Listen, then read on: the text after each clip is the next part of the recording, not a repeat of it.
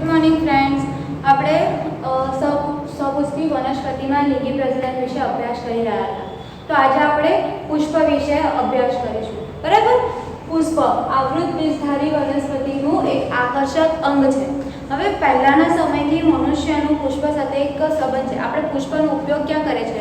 તો સુશોભનમાં આપણે ઉપયોગ કરીએ છીએ, સાંસ્કૃતિક રીતે, ધાર્મિક રીતે આપણે પુષ્પને વાપરતા હોઈએ છીએ, બરાબર છે। ઘરમાં પૂજા હોય કે મંદિરમાં આપણે ભગવાનને પુષ્પ ચડાવીએ છીએ અને પુષ્પ એ માનવીના જે ભાવ હોય છે, ખુશી, દુઃખ, એ બધા ભાવોને પણ વ્યક્ત કરવા માટે છે। હવે પુષ્પ જે છે એ પુષ્પ સંકુચિત પ્રરો છે, બરાબર। પુષ્પ શું છે? એક સંકુચિત પ્રરો છે, સંકુચિત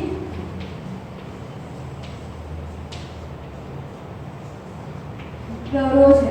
પુષ્પ એ વનસ્પતિનું પ્રાજનનિક અંગ છે અને એ સંકુચિત પ્રરો છે કે પુષ્પમાં આપણને ચાર વસ્તુ જોવા મળે। એક તો વજ્ર, બીજું દલપુંજ, ત્યાર પછી પુકેશર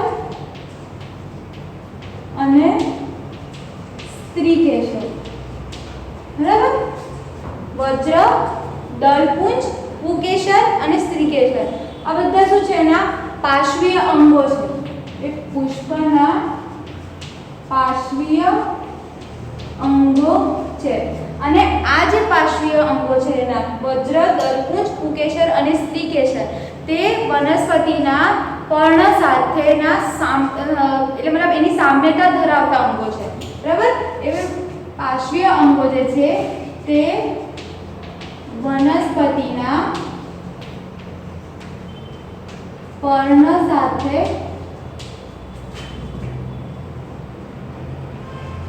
સામ્ય અંગ છે, એટલે કે સામ્યતા ધરાવતા અંગ છે, બરાબર। એની સાથે સામ્યતા ધરાવે છે અને પુષ્પમાં જે પુષ્પાસન હોય છે, બરાબર, જે પુષ્પાસન હોય છે એ પુષ્પાસન રચનાની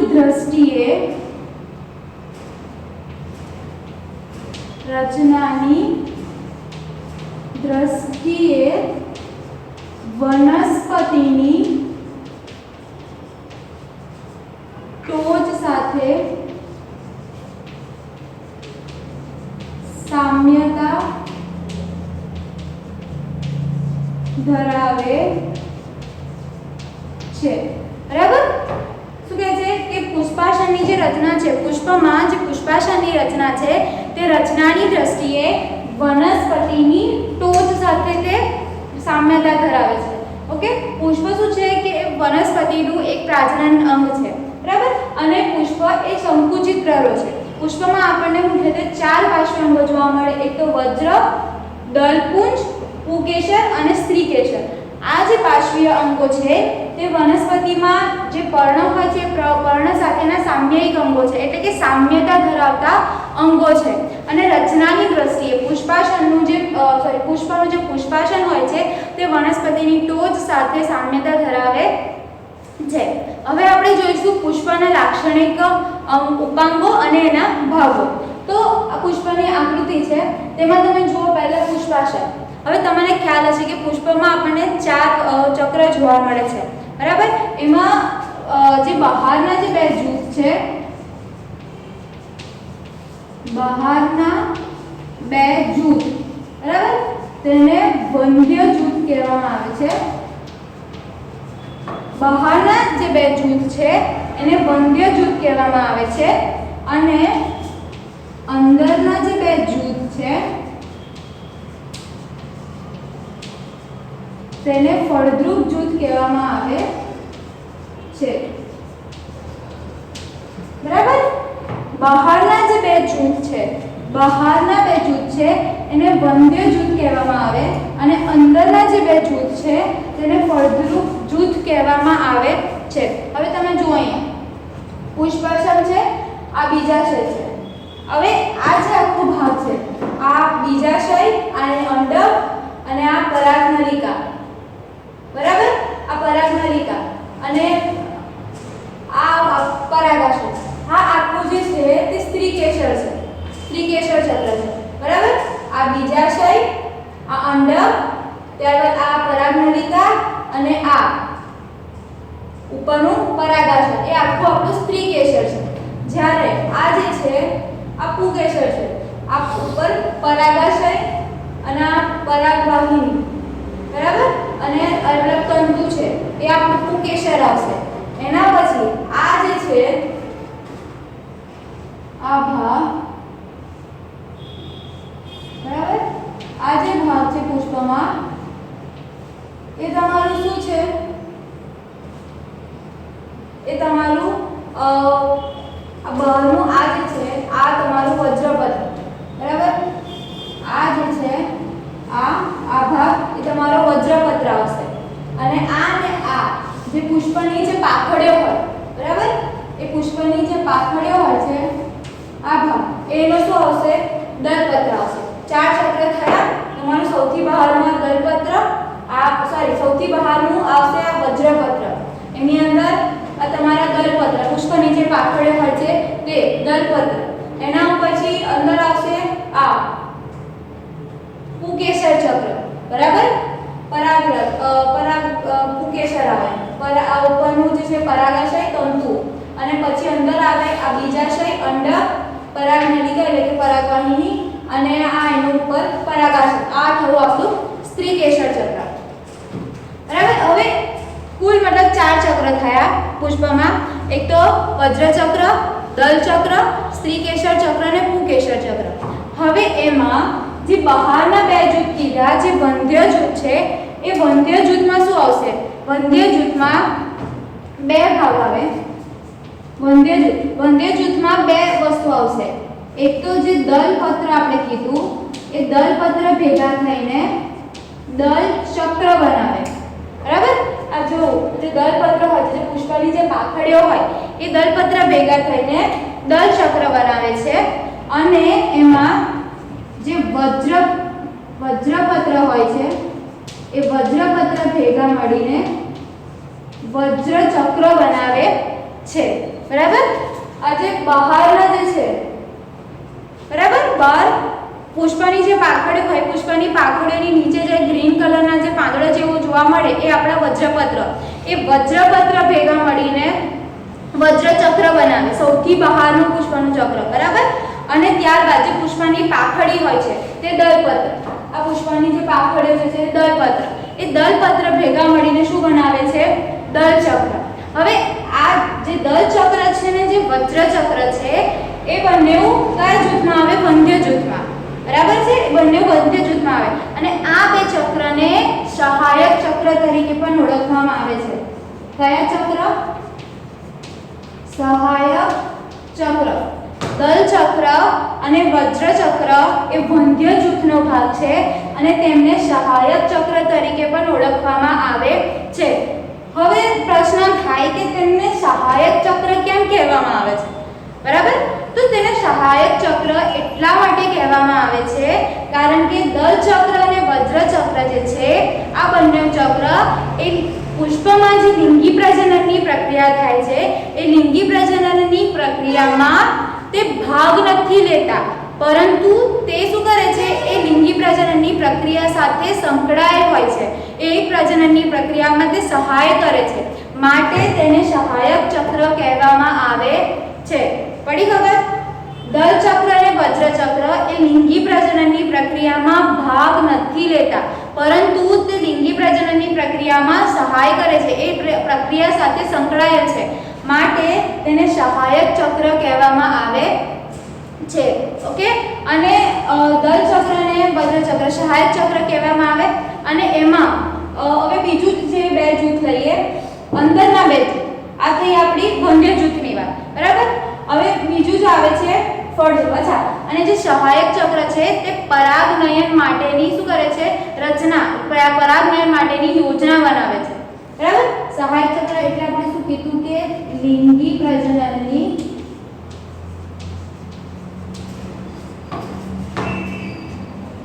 પ્રક્રિયામાં ભાગ ન લે, પરંતુ પ્રક્રિયા સાથે કઈ પ્રક્રિયા? પ્રજનન. જે લિંગી પ્રજનનની જે પ્રક્રિયા છે એ લિંગી પ્રજનનની પ્રક્રિયા સાથે તે સંકળાયેલ હોય છે, બરાબર? એટલે માટે તેને સહાયક ચક્ર કહેવાય. જે શું કરે છે? પરાગનયનની પ્રક્રિયા માટે યોજના તૈયાર કરે છે, રચના બનાવે છે. આ હતી વંધ્ય જૂથની વાત. હવે આવશે અંદરના બે જૂથ. એટલે કયા? ફળદ્રુપ જૂથ. હવે અંદરના બે જૂથ, ફળદ્રુપ જૂથ. તો અંદરના બે ફળદ્રુપ જૂથમાં કઈ કઈ વસ્તુ આવશે? વંધ્ય જૂથમાં બે ચક્ર આવ્યા. કયા? વજ્ર ચક્ર અને દલ ચક્ર. તો હવે ફળદ્રુપ જૂથ લઈએ તો ફળદ્રુપ જૂથમાં આપણા બે ચક્ર આવે છે, બરાબર? એક કયું? સ્ત્રી કેસર ભેગા મળીને બનાવે છે સ્ત્રી કેસર ચક્ર, અને બીજું પુકેસર ભેગા મળીને બનાવે તે ચક્ર પુકેસર ચક્ર, બરાબર છે? આ બંને જૂથ આ બંને સામા આવશે ચક્ર ફળદ્રુપ જૂથમાં. ઓકે, કયા? સ્ત્રી કેસર ભેગા મળીને બનાવશે સ્ત્રી કેસર ચક્ર અને પુકેસર ભેગા મળીને બનાવશે પુકેસર ચક્ર. હવે સ્ત્રી કેસર ચક્ર અને પુકેસર ચક્રને ફળદ્રુપ જૂથમાં સમાવેશ થાય અને આ બે ચક્રને આવશ્યક ચક્ર તરીકે પણ ઓળખવામાં આવે છે. કયા નામે? આવશ્યક ચક્ર તરીકે. અહીંયા જુઓ, દલ ચક્ર અને વજ્ર ચક્રને સહાયક ચક્ર કીધા. શા કારણે? કારણ કે તે લિંગી પ્રજનનની પ્રક્રિયામાં ભાગ નથી લેતા, પરંતુ એ પ્રક્રિયા સાથે સંકળાયેલ છે, લિંગી પ્રજનનની પ્રક્રિયામાં સહાય કરે છે, બરાબર? જ્યારે સ્ત્રી કેસર ચક્ર અને પુકેસર ચક્રને આવશ્યક ચક્ર તરીકે ઓળખવામાં આવે છે. શા માટે? તો તે શું કરે છે? આવશ્યક ચક્ર એ લિંગી પ્રજનનની પ્રક્રિયામાં ભાગ લે છે, બરાબર? જે લિંગી પ્રજનનની જે પ્રક્રિયા છે એમાં ભાગ લે છે, બરાબર? લિંગી પ્રજનનની પ્રક્રિયામાં તે ભાગ લે છે, માટે તેમને આવશ્યક ચક્ર કહેવામાં આવે છે. અને જે સ્ત્રી કેસર અને પુકેસર ચક્ર છે તે લિંગી પ્રજનનને પ્રેરે છે, બરાબર? તો આ આપણા થયા પુષ્પના બે જૂથ. સૌથી બહારનું જૂથ વંધ્ય જૂથ, કે જેમાં શાનો સમાવેશ થાય છે? દલ ચક્ર અને વજ્ર ચક્ર. અને દલ ચક્ર અને વજ્ર ચક્રને સહાયક ચક્ર તરીકે પણ ઓળખવામાં આવે છે. શા કારણે? કારણ કે તેઓ લિંગી પ્રજનનની પ્રક્રિયામાં ભાગ નથી લેતા, પરંતુ એ પ્રક્રિયા સાથે સંકળાયેલ હોય છે. એ પ્રજનનની જે પ્રક્રિયા છે તેમાં સહાય કરે છે, માટે તેને સહાયક ચક્ર કીધા. અને અંદરના જે બે જૂથ છે ફળદ્રુપ જૂથ, કે જેમાં સ્ત્રી કેસર ચક્ર અને પુકેસર ચક્રનો સમાવેશ થાય છે, બરાબર? અને સ્ત્રી કેસર અને પુકેસર ચક્રને આવશ્યક ચક્ર તરીકે પણ ઓળખવામાં આવે છે. તેને આવશ્યક ચક્ર તરીકે શા માટે ઓળખવામાં આવે છે? કારણ કે તે લિંગી પ્રજનનની પ્રક્રિયામાં ભાગ લે છે. ઓકે, હવે આવ્યું સ્ત્રી કેસર અને પુકેસર. આપણે જો કે સ્ત્રી કેસર અને પુકેસર ભેગા થઈને સ્ત્રી કેસર ચક્ર અને પુકેસર ચક્ર બનાવે છે. હવે સ્ત્રી કેસર ચક્ર અને પુકેસર ચક્ર સ્ત્રી કેસર અને પુકેસર છે શું, બરાબર? તો એ જોઈશું.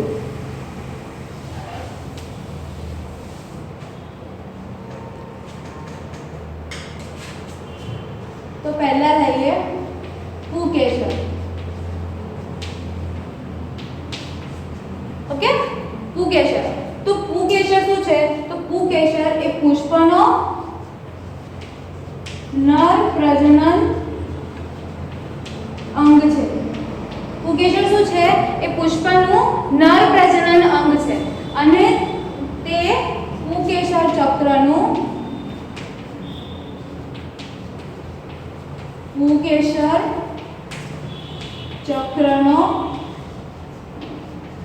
એકમ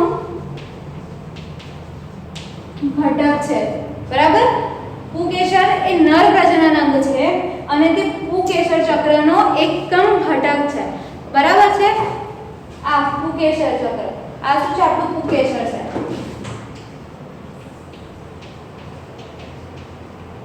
હવે તમને આકૃતિમાં દેખાય છે એ પ્રમાણે પુકેસર જે છે, પુકેસર એ ત્રણ ભાગ ધરાવે છે, બરાબર?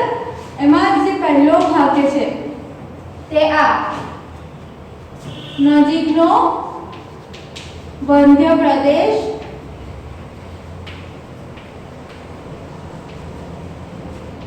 જેને તંતુ કહેવામાં આવે છે, બરાબર, જેને તંતુ કહેવામાં આવે છે. આ જે ભાગ દેખાય છે દોરી જેવો એનો નજીકનો વંધ્ય પ્રદેશ તંતુ.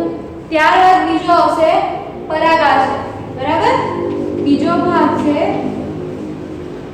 દૂરસ્થ ફળદ્રુપ પ્રદેશ. કયો? પરાગાશય, બરાબર. અને ત્રીજો ભાગ એનો યોજી. પરાગાશય અને તંતુને જોડતો ભાગ આ યોજી. ત્રીજો ભાગ કયો આવશે? પરાગાશય અને તંતુને જોડતો ભાગ યોજી, બરાબર. એટલે પુકેશરમાં આપણને ત્રણ ભાગ જોવા મળે છે. એક કયો? સૌથી નજીકનો વંધ્ય પ્રદેશ તંતુ, બરાબર. પછી બીજો દૂરસ્થ ફળદ્રુપ પ્રદેશ એટલે આ પરાગાશય, અને ત્રીજો ભાગ પરાગાશય અને તંતુને જોડતો ભાગ એટલે કયો? યોજી. હવે પુકેશરને લઘુ બીજાણુ પર્ણ તરીકે પણ ઓળખવામાં આવે છે.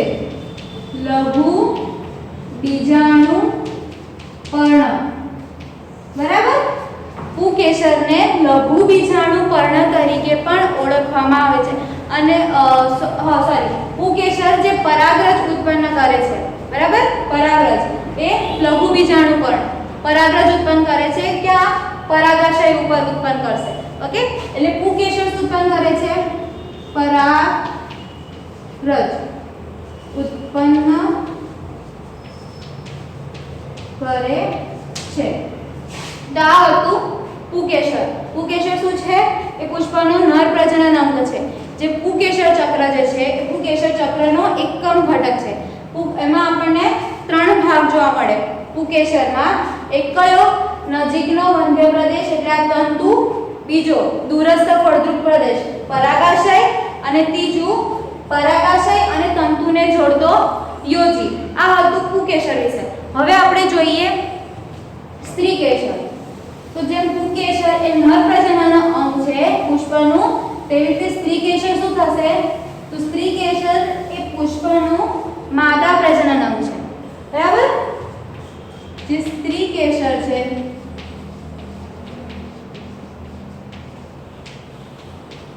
તે માદા પ્રજનન અંગ છે, બરાબર. સ્ત્રીકેશર શું છે? માદા પ્રજનન અંગ છે. અને સ્ત્રીકેશર તે સ્ત્રીકેશર ચક્રનો એકમ ઘટક છે, બરાબર.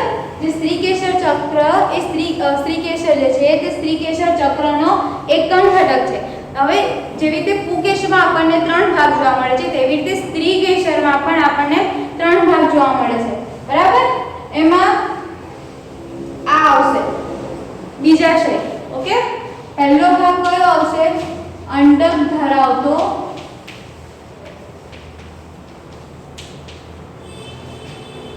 ધરાવતો ભાગ, જેને બીજાશય અથવા તો અંડાશય કહેવામાં આવે છે, બરાબર. પહેલો શું આવશે? બીજાશય. અંડક બીજાશયમાં હોય એટલે અંડક ધરાવતો ભાગ બીજાશય અથવા તો તેને અંડાશય પણ કહેવામાં આવે છે. આ પહેલું. બીજો ભાગ શું આવશે? તો બીજો ભાગ એટલે કે જે પુકેશરની જે પરાગાશય છે એ પરાગાશય પર જે પરાગરજ ઉત્પન્ન થાય છે એ પરાગરજને ગ્રહણ કરતો ફળદ્રુપ દૂરસ્થ ફળદ્રુપ ભાગ કયો? પરાગાશન, બરાબર. બીજો પરાગરજને ગ્રહણ કરતો ભાગ, બરાબર. કયો? પરાગાશન, બરાબર. પહેલો કયો? બીજાશય અંડકને ધારણ કરતો ભાગ ભાગ એટલે કે બીજાશય કાં તો અંડાશય, બીજો પરાગરજને ગ્રહણ કરતો એટલે પરાગરજને ધારણ કરતો, કારણ કે પુંકેસરની જે પરાગાશય પરથી જે પરાગરજ ઉત્પન્ન થાય છે તે પરાગરજ એ સ્ત્રીકેસરના પરાગાસન પર તેનું સ્થળાંતર થશે, એટલે કે પરાગરજને ધારણ કરતો ફળદ્રુપ ભાગ કયો? પરાગાસન. અને ત્રીજો ભાગ પરાગાસન અને બીજાશયને જોડતો ભાગ એટલે કયું? પરાગવાહિની. ત્રીજો શું આવશે? પરાગાસન અને બીજાશયને જોડતો વંધ્ય પ્રદેશ એટલે કયો? પરાગવાહિની.